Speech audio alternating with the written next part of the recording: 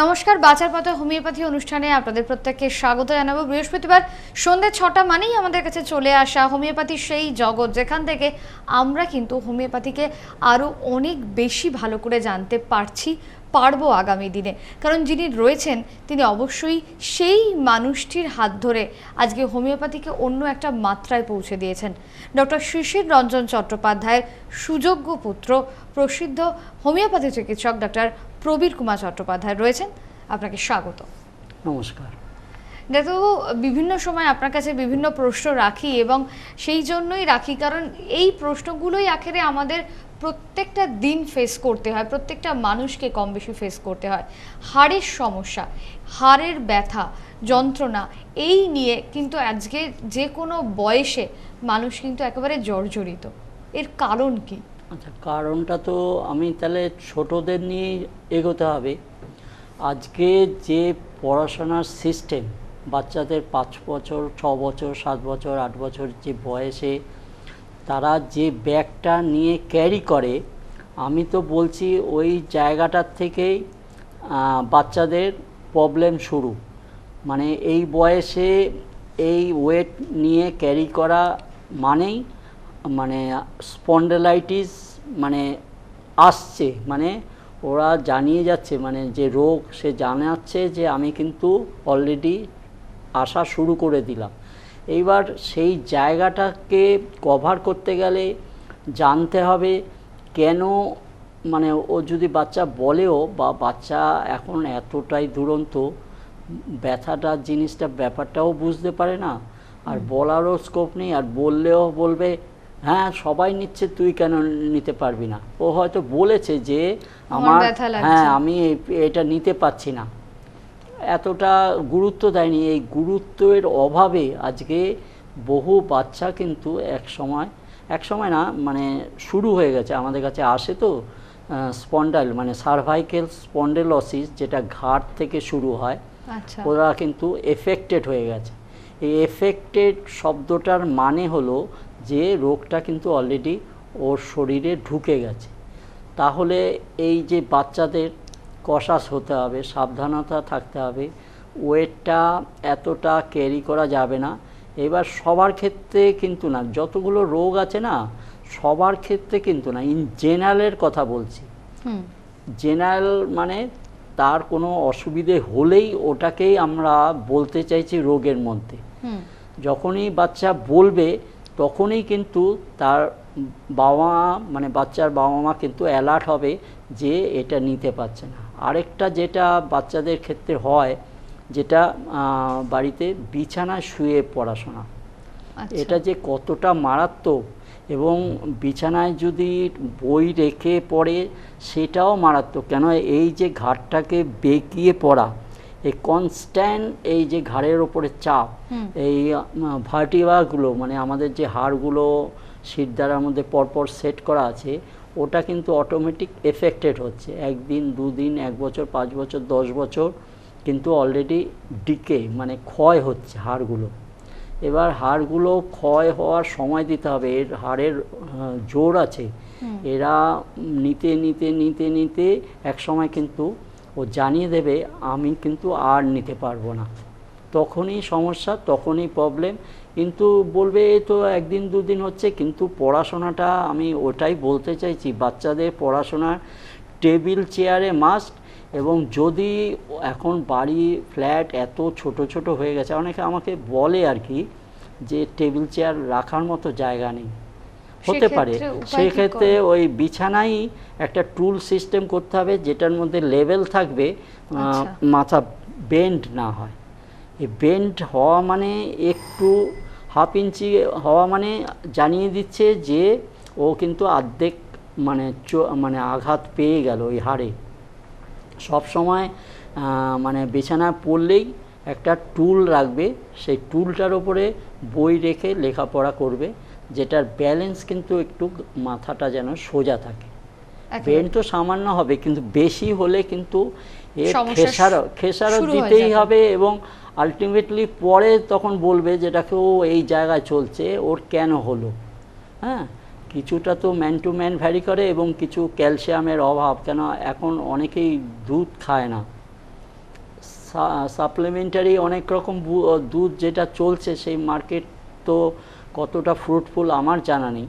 হ্যাঁ, কিন্তু আগেকার যে গরুর দুধ খাওয়া, মহিষের দুধ খাওয়া, এই যে সিস্টেমটা ছিল, দুধের মধ্যেই ক্যালসিয়াম আছে বেশি, ডিম আছে, ডিমটাকে প্রসেসিং আনতে হবে। ফুল বয়েল খেলে কোনো দাম নেই এটার, শরীরে মানে পেট ভরবে, অথবা না মানে হজম না হলে গ্যাস হবে, ইনডাইজেশন হবে, কনস্টিপেশন আসবে, সব কটাই ওই ফুল বয়েল থেকে আসবে।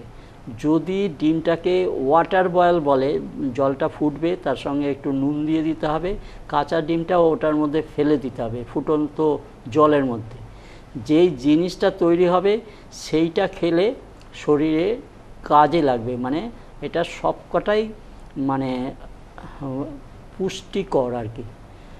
নিউট্রিশন যে শব্দটা ব্যবহার হয় যে খাবারটার মধ্যে আছে, সেই ডিমটা, দুধটা যদি ডাইরেক্ট না খায়, ছানায় চলবে, কিন্তু ছানাটা কিন্তু ওই দুপুর 12টার মধ্যে খাওয়াতে হবে, তারপরে কিন্তু হজম হবে না, গ্যাস হবে। এবার ম্যান টু ম্যান, সবসময় বলছি যে ম্যান টু ম্যান, সবার ক্ষেত্রে না।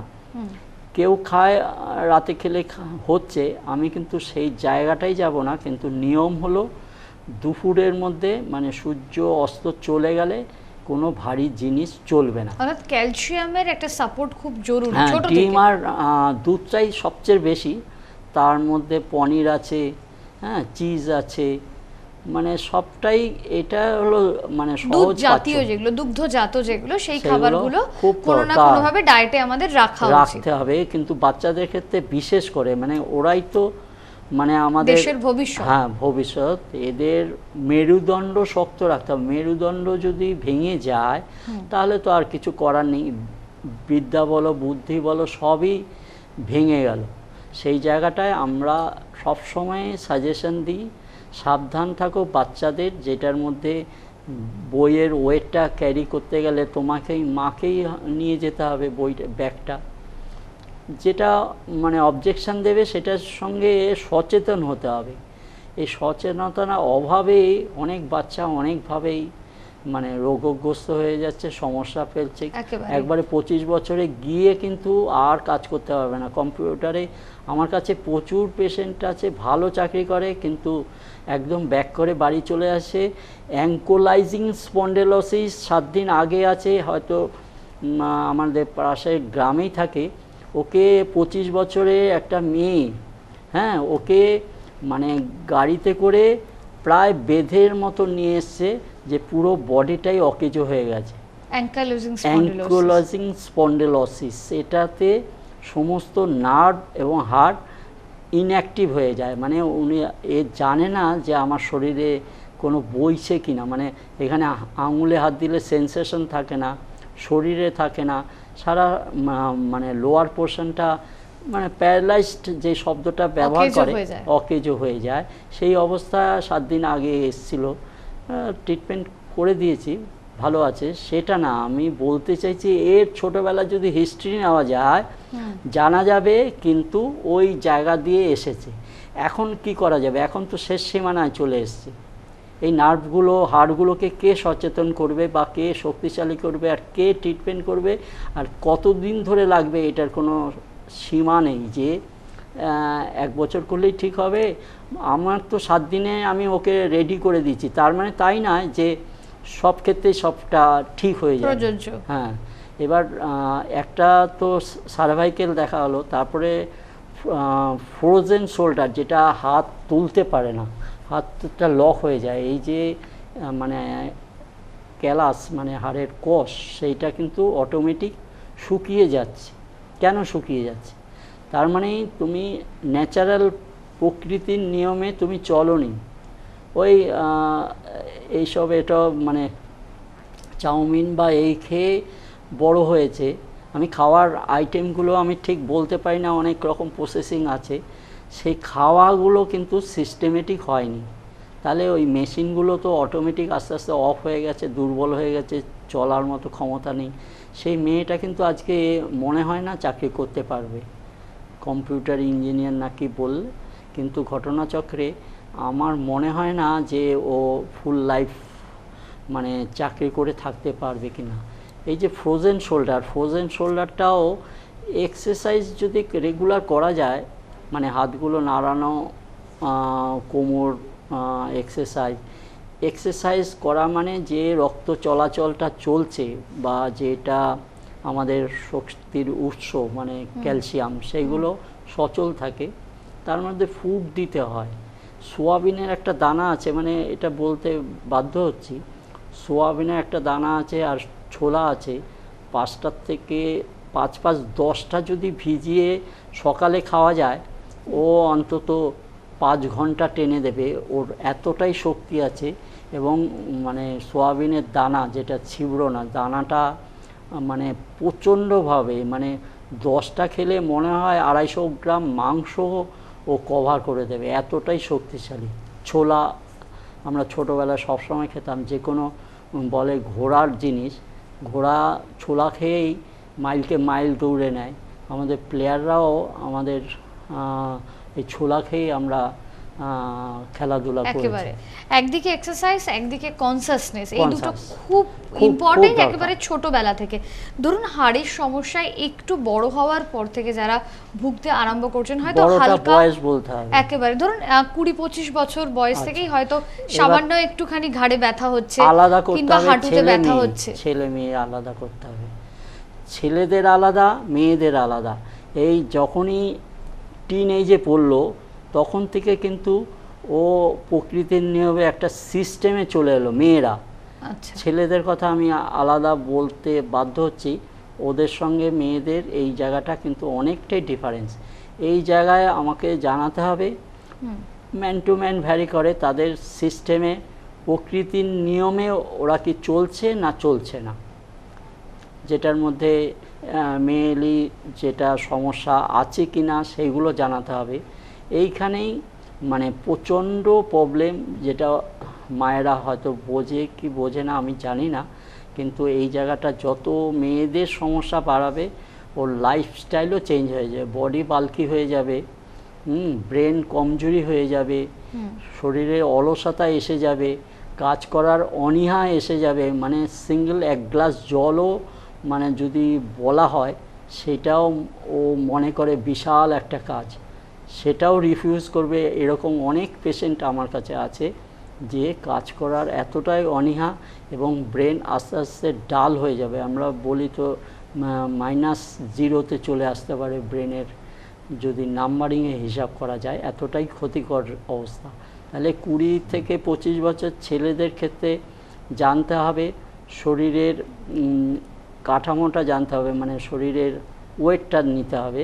আচ্ছা, ওয়েটটা নিয়ে দেখতে হবে ওর হাইট এবং ওয়েট ঠিক জায়গায় আছে কি, সামঞ্জস্যপূর্ণ হ্যাঁ, কিনা। ওইটুকে আমরা বুঝে যাব শরীরে কতটা ডেফিসিয়েন্সি আছে, হাইট এবং ওয়েট। এটা নেওয়ার ফলেই আমরা ছেলেদের কথাটা জানতে হবে, ছেলেরা কি লাইফস্টাইলে এগোচ্ছে। কেন অনেকের বাইরে থেকে পড়াশোনা করে, তাদের খাওয়া দাওয়ার সিস্টেমটা অনেক জায়গায় অনেক রকমভাবে চলে, সেই জায়গাটা আমাকে জানাতে হবে কিভাবে চলছে, কোথায় ডিফেক্ট হচ্ছে। তো আমাদের গোড়াটা জানতে হবে। এই সিস্টেমটার এতটাই সময় দিতে হয়, এই কারণেই আমাকে অনেকটা পিছিয়ে যেতে হবে। লাইফস্টাইলটা কিভাবে চলছে একেবারে প্রথম থেকে দেখতে হবে যে প্রথম থেকে। জীবনযাত্রাটা কিরম ভাবে এসেছে, লাইফস্টাইল কেমন ছিল, হ্যাঁ। সেই জায়গা থেকে সমস্যার সূত্রপাতটা কোন জায়গায় হয়েছে। একেবারেই ধরুন আপনি মেয়েদের কিছু নির্দিষ্ট সমস্যার কথা বলছিলেন, আবার ছেলেদের কিছু নির্দিষ্ট সমস্যার কথা বলছিলেন। আমার ছেলেদেরটা স্পন্ডিলোসিস সব হয়েছে, ছেড়ে যাবে, আমি একদম গ্যারান্টি দিতে পারি, ছেলেদের যে প্রবলেম ছেড়ে যাবে। কিন্তু মেয়েদের ক্ষেত্রে বহু ক্ষেত্রে মানে 90% কেস আটকে যাবে, যদি ওনারা এই টিনেজে সমস্যাটাকে না মেটায়। বুঝতে পারা আর না পারার মধ্যে অনেক মেয়েদের ক্ষতি হয়ে যাবে, সেই জায়গাটা কিন্তু আমি মানে বলতে চাই যে খুব দ্রুত অ্যাকশন নিতে হবে। খুব দ্রুত নিতে হবে। আর ওই 13, 14, 15 মধ্যে নিলে ভালো হয়। টিনেজ মানে 19 পর্যন্ত চলে, কিন্তু 19 মানে একদম শেষ সীমানায় চলে গেছে, ওখানে থেকে ব্যাক করা মেয়েদের খুব কঠিন হয়ে যাবে, সমস্যা পড়ে যাবে। কেন মানে আফটার ম্যারেজ সবটাই ডিফেক্ট হয়ে যাবে।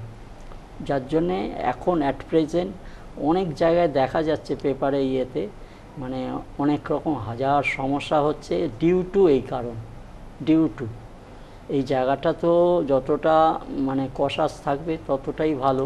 আমাদের কাছে আসলে আমরা এই সাজেশন দিই যে এই জায়গাটা ডিফেক্ট আছে, এখনও সময় আছে, এগুলো রেকটিফাই করা যাবে।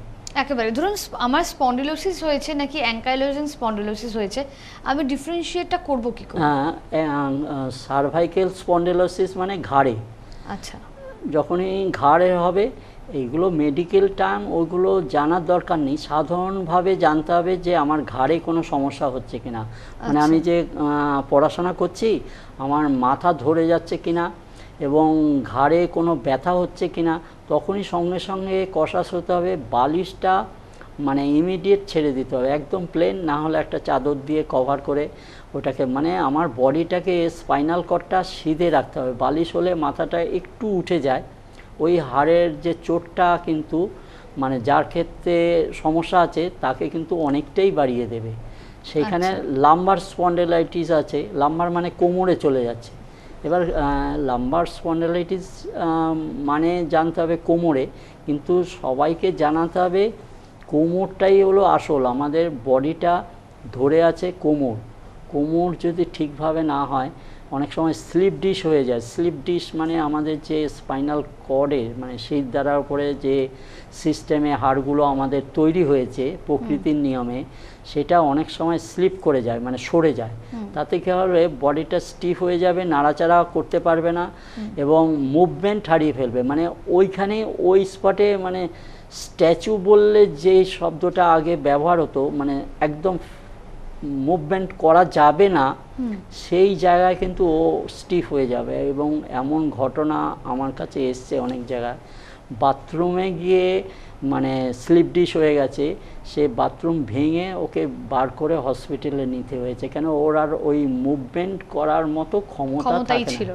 এটাকে স্লিপ ডিশ বলে। এক একটা মারাত্মক রোগ, কিন্তু আমরা সব সময় বলি অ্যালার্ট হও এবং এক্সারসাইজের মধ্যে থাকো। এইগুলো হলেই না মাসলগুলো স্ট্রেনদেন হয়। এক্সারসাইজ মানে মাসলগুলো স্ট্রেন্থ হলেই অটোমেটিক হাড়গুলো সচেতন থাকে যে আমার ওপরে যে যারা আছে আমি কিন্তু মানে ওরা কিন্তু আমার সজাগ। কথাটা মানেটা হলো হাড়ের ওপরে মাংস থাকে, নার্ভ থাকে, কোষ থাকে, অনেক কিছু থাকে, দরকার নেই সেসব জানা। আমাকে জানতে হবে সুস্থ থাকতে গেলে ব্যায়াম করতে হবে। ব্যায়াম হলো আগেকার শব্দ, এখন সেটা অনেক রেকটিফাই হয়ে অনেক কিছু এসে গেছে। সে অনেকে জিমে যায়, কিন্তু ঘাম ঝরানো ব্যায়াম যেটার মধ্যে খুব গুরুত্বপূর্ণ, তাহলে আমার মনে হয় না কোনো রোগ এসে একে অ্যাটাক করতে পারে। যা আসবে রেঞ্জের মধ্যে থাকবে, সেরে যাওয়ার মতো নিয়ন্ত্রণে থাকবে একেবারে। যারা চাইছেন ডক্টর প্রবীর কুমার চট্টোপাধ্যায়ের সাথে সরাসরি যোগাযোগ করতে, তাদের জন্য সকাল 8টা থেকে রাত 10টা পর্যন্ত প্রবীরবাবু তিনি কিন্তু থাকেন। অর্থাৎ আপনাদের যোগাযোগ করার জন্য যে দুটো নাম্বারে ফোন করতে হবে 9831331324 অথবা ফোন করতে পারেন 9804477946 নাম্বারে ফোন করে সরাসরি কথা বলতে পারেন তার সাথে। যদি এমন কোনো সমস্যা থাকে যেটা ফোনেই হয়তো উনি বলে দিতে পারবেন, তাহলে তিনি সেটাই চেষ্টা করেন। তবে এমন কোনো সমস্যা যেটাকে আপনি কোনোভাবেই কিছুতেই নিয়ন্ত্রণে আনতে পারবেন না, তার জন্য কিন্তু আপনাকে আসতে হবে শনিবার সকালে। এক সপ্তাহ আগে আপনাকে অ্যাপয়েন্টমেন্ট করে নিতে হবে। নাম্বার 9831331324 অথবা 9804477946। আর যারা চাইছেন, যেসব স্টুডেন্টরা রয়েছেন, যেসব জুনিয়র ডাক্তাররা রয়েছেন, হোমিওপ্যাথি শাস্ত্রকে আরও বৃহত্তর ক্ষেত্রে জানবেন, আরও ভালো করে সেটাকে বুঝবেন, তাহলে তার জন্য আপনাদের যোগাযোগ করতে হবে এই দুটো নাম্বারে। বৃহস্পতিবার সকাল এবং শনিবার সকালে ডাক্তারবাবু ক্লাস নিয়ে থাকেন, সুতরাং আপনারা যোগাযোগ করে কখন কিভাবে কতক্ষণ ক্লাস, কতদিনের ক্লাস, সেগুলো একটুখানি ফোন করে আপনাদের জেনে নিতে হবে। ডাক্তারবাবু, এই যে অ্যাঙ্কাইলোজিং স্পন্ডিলোসিস বলছেন, এইটা সূত্রপাত কি হয়, কি করে? ওই যে ছোটোবেলার থেকে অ্যাঙ্কোলাইজিং মানে পুরো বডিটা স্টিফ হয়ে যাবে, মুভমেন্ট থাকবে না, এদিকের থেকে বাদিক থেকে ডান দিক করতে পুরো বডি সরাতে হবে। আমি সোজা আছি, লেফট সাইডে যদি কারোর সাথে কথা বলতে হয় পুরো বডি, হাত পা, এটা কি অল্প অল্প করে? হ্যাঁ, ওই তো ছোটোবেলায় যে ঘাড়ের যে স্ট্রেংথটা নষ্ট হয়ে গেল, নার্ভগুলো এফেক্টেড হলো, হাড়গুলো বসে গেল, অটোমেটিক ও ডেড হয়ে গেল, মানে ওই নার্ভগুলো সচল হলো না। ফিক্সড হয়ে যাওয়া মানে ওর মুভমেন্ট যেটা হাড়ে কষ তার রক্তে চলাচল যেগুলো আস্তে আস্তে স্টিফ হয়, আমাকে যদি এক্ষুনি 1 মিনিটে যদি একটা গার্ডার বেঁধে দেওয়া যায়, 1 মিনিট 2 মিনিট পরে চেঁচাবেন কেন যে আমার প্রচণ্ড জ্বালা ব্যথা করছে, কেন এই ব্লাড এখানে যাচ্ছে না, এটা তো চাপা পড়ে গেছে। সেরকম ঘাড়ের যে হাড়গুলো আছে স্বাভাবিক অবস্থায় নেই, ও চাপা পড়ে গেছে। এই চাপা পড়ে যাওয়ার জন্যেই আজকে ধীরে ধীরে জানাচ্ছে ও একদম পাথর হয়ে যাবে, বিছানায় শুয়ে থাকবে, ওকে পাথরের মতো তুলতে হবে, পাথরের মতো শোয়াতে হবে। এটাই হলো অ্যাঙ্কোলাইজিং স্পন্ডেলোসিস। সেটা এক সময় আমি বাবাকে দেখেছি যে কিভাবে এক একটা রোগ সারায়, স্ট্রেচারে করে নিয়ে এসেছিলো, মানে অন স্পট আমি ছিলাম, হ্যাঁ, একদম স্ট্রেচারে নিয়ে এসছে। আমাদের ঘরটা একটু ছোট, অর্ধেক বডি বাইরে অর্ধেক বডি মাথায়, মানে ডাক্তারবাবু দেখুন এই অবস্থা। বাবা বললেন ঠিক আছে, একে মানে কোনো রকম তুলে বসাও, একটা ওষুধ খাইয়ে দিল, সেই একটা সিঙ্গেল ডোজ খাইয়ে বলল এখানে একটু আধ ঘন্টা বসুন। বসার পরে উনি বলছেন আমি এখন হেঁটে স্টেশনে যাব। ঘটনা এটা, মানে কোনো রকম অ্যাডের ব্যাপার নেই বা বলার কিছু নেই, ঘটনা আমি নিজের চোখে দেখা বলেই এই অ্যাঙ্কোলাইজিংয়ের শব্দটার সঙ্গে আমি আজকে এই কথাটা বলতে বাধ্য হলাম যে এ হলো হোমিওপ্যাথ।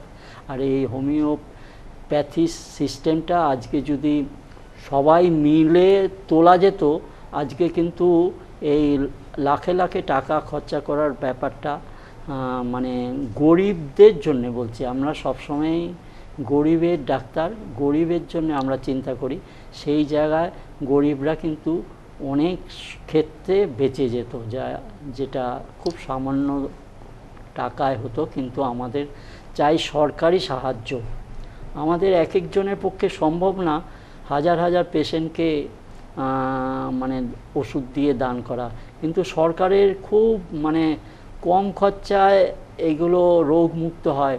ওনারা যেরকম চাইছে গ্রামের পর গ্রাম আমরা রাস্তাঘাট তৈরি করব, লাইট ঠিক করে দেব, সমস্ত ভালো ব্যবস্থা করে দেব, সেই জায়গায় যারা অসুস্থ তারা তো বাড়িতে পড়েই আছে, সেই জায়গায় যদি আমাদের সাহায্য নেওয়া হয় হোমিওপ্যাথি ডাক্তারদের, আমি তো অথরিটি না, আমার চেয়ে অনেক ভালো ভালো ডাক্তার আছে, এটা সকলে মিলে যদি সেই কাজটা করা যায়, সকলে মিলে তো করতেই হবে।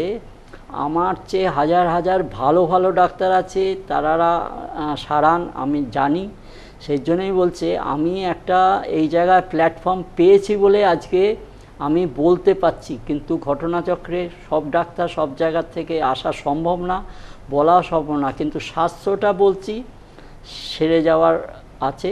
কিন্তু সরকারি সাহায্য হলে আমার মনে হয় আজকে বহু রোগকে কম পয়সা, সম্ভব, অল্প পয়সার মধ্যে হোমিওপ্যাথি তাই কিন্তু বরাবর করে এসেছে। আরো একটা জিজ্ঞেস করব, হাড়ের সমস্যা নিয়ে আজকে যখন আলোচনা হচ্ছে ডাক্তারবাবু, অস্টিওপোরোসিস খুব বেশি করে একটা সমস্যা, এবং বেশি ক্ষেত্রে দেখা যায় যে মেয়েদেরই এই সমস্যার মধ্যে পড়তে হয়। আমি 25-এ আটকে গেলাম কেন, ওদের মানে সিস্টেমটাকে, মানে ওরা মানে কেন ডাক্তারের কাছে বলে না, লজ্জা পায় বা যেটা বলা দরকার বলে না।